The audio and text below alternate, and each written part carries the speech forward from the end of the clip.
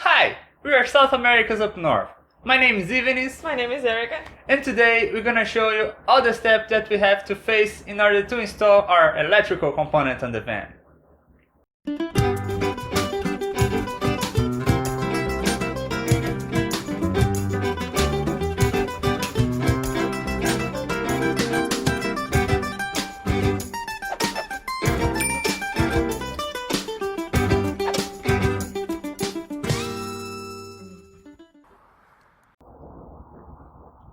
Talking about electricity in a van, the first step is list all the appliances that you want to have inside your van.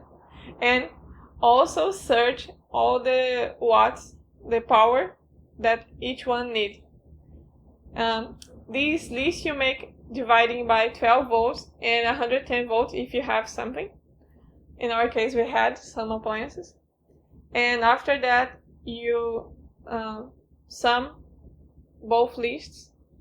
And in the 110 volts, you're gonna need an inverter. That's one of the items for the system. And this inverter kind of tax is it charges you some of the energy that itself is using. I think it's easier to understand this way. Really? For me it is. It's not so efficient, so it loses some power on the process of converting from 12 volts to 110 volts. Yeah, especially when it heats and it uses like a small fan inside. She's talking about tax because we have to do a tax return. That's the only reason she's talking about taxes. Continue. So, from this list, we obtain an amount of approximately 340 amps for our batteries. This was a really big value, we think, and we saw that most of van lifers were using a smaller amount for the like 200 amps battery bank for similar appliances. So we decided to go in the beginning with a 200 amp battery, and in case we needed, we could upgrade it for a 400 amps or something. Mm-hmm. When you live in a van, there are many sources of energy that you can use. The first one is solar power. The second one that we can list is shore power. That is similar to the outlets that we have in our house. You just plug your van in an electric source. And the other one is using your van alternator. You plug the battery of the van itself to your home battery. And if you aim to live full time in your van, it's good to have like 3 of them. all the options. So yeah, there are some times in the winter, for example, where you don't have enough solar radiation coming to your solar panel, so you won't charge your batteries as much as you need, for example, during the winter. Or if it's extremely hot, you prefer to be in the shade, or you're not going to charge that much your solar panels. Yeah. Now, from these 3 sources, we only have solar power, and you're gonna tell you like the basic components that you have to have this kind of energy. The first component, as the name's already said, is the solar panels. So the solar panels receives the energy from the sun and directs it to the charge controller, because it's the charger controllers that converts the solar energy into a usable energy for your batteries and for your van. So now we have an electricity that our battery likes, and we can then charge our batteries. From our batteries that is now charged, we could use the energy to power up our appliances like the LED lights and the fans, for example. But for that, we need a fuse box to protect our appliances and our wiring in case you have a short circuit or something. So if something is damaging your system, it has to be the fuse, not the appliance itself. It's gonna be way better for you and way more secure. Now that you have your battery charged up, if you're gonna power up 12 volt appliances, you the power has to go to a fuse box where all the fuse is going to be placed, and it's going to secure it. This is going to be useful to secure your main appliances.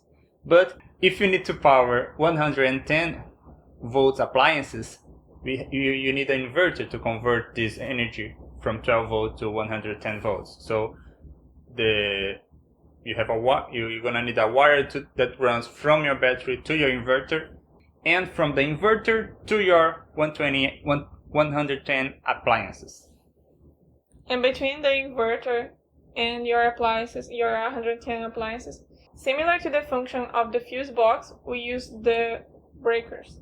Circuit breakers. Going back to the components of our electrical system, the first one that we mentioned was the solar panels, and in this case we went for two 160 watts Renogy solar panels, and we linked them in parallel because we wanted to conserve the voltage, the 12 volt, and add up the amps of these panels. So when you want to make something in parallel, you take the positive and link to the positive and the negative to the negative. So in this case, we have 320 watts from our solar panels going to the charge controller. After the solar panels, we installed the charge controller.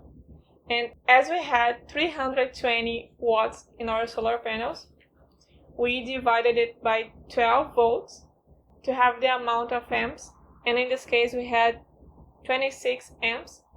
But the options of charge controllers are like 20 amps or 40 amps. As we had 26 and maybe we're gonna upgrade in the future, it was better to buy a 40 amps.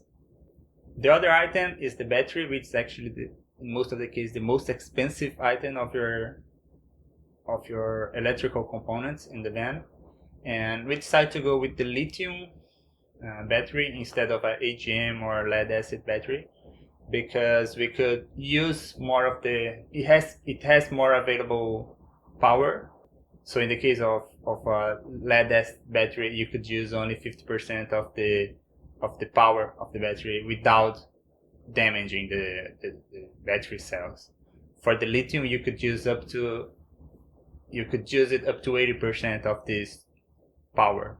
And we decided to go with a 200 amps battery bank in the beginning. In case we need to upgrade, we have plenty space to do so, and you maybe upgrade to a 400 amps bank. But in the beginning, we're gonna test with 200 and see how it goes.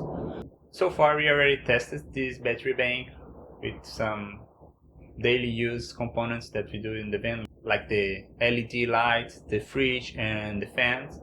Also to power up some laptop.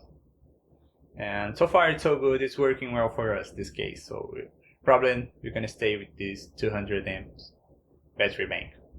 From our battery, the wires go to 12 volts or to 110 volts going to the inverter and so on.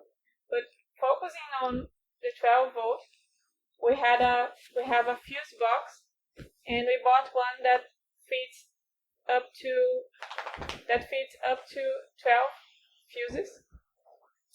I don't know if you saw the tail, it was Aqua passing by. And it was more than enough for us. And for the 110 appliances, we decided to go with a 2000 watt inverter because it was the biggest inverter that our battery bank could handle. And we didn't want to use a smaller inverter because, for example, a 1000 watt inverter, because we're gonna run our fridge from 110 volts 24/7. So it's really important to have enough power for the 110 appliances as well. And we decided to use a pure sine wave inverter because that's the best type of wave that mimics the alternate current. Another thing that you have to put some effort on and really think about is the wires that you use in your van. Yeah. It's good to have only stranded wires instead of solid core wires because the van is constantly moving and shaking. So it's good if your wire could also absorb this movement and this energy from outside. So always use stranded wires for your van. And also the size of the wires really matters. So for example, in our case, for LED lights we use 18 gauge, and for all the other appliances we use 12 gauge wire for that. And for the 110 appliances we use 12 gauge marine wire for that. That is a better wire. It deals better in rough conditions. One thing that is good to have in mind is that not all batteries are compatible with all the inverters. And we had a problem with this. Yeah. We had to send emails to their companies and ask them which product they already know that are compatible with their product. And then we could install everything. When you are connecting your solar panels to your charge controller and your charge controller to your battery, be aware that there is a specific order to do the connections. And for example, the first thing you have to connect is the battery to your charge controller. You could do this connection first, and just after you finish this, you connect those two wires, the positive and negative. Then you can connect the charge controller to your solar panels. Never do the opposite. And in case you want to disconnect them, first disconnect the solar panels to your charge controller, and then you can disconnect your charge controller to your batteries. To sum up, when you're connecting, go from inside to outside, and when you're disconnecting, go from outside to inside. Great example. Never thought about it. Yeah. And we also made a video to show you how to crimp your wires, how to put the connectors on the end of the wires and be able to connect them from your battery to your charge controller, and from your charge controller to solar panels and inverter and all other. And looking so professional.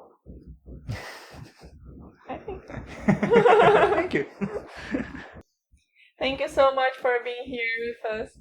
If you enjoyed this video, please give us a thumbs up and subscribe and give us a comment. See you next time. Bye guys, see you. See you. Ai.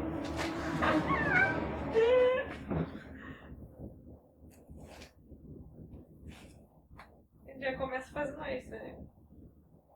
Isso aqui, na verdade, é um canal de comédia. Vamos lá? Vamos lá? Um pouquinho mais preparado. Sai daqui.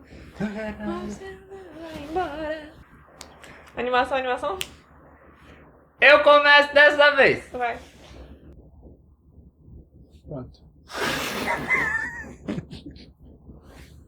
Calma, vou. Hoje é dia. Vou. Hi, we are South Americans up north. And Você não é famoso não, meu filho. Tem que falar seu nome. É mais fácil eu estar gravando no real, né? Com a voz. Bora. Com a voz. Com a voz do meu personagem. The first thing we Peraí. made. Esqueci de escovar o dente. In this list, we have to put down all the appliances that you're gonna use, divided in 12 volts or 120 volts, because the 12... Não é 121, é 110. A gente tá falando já de 120.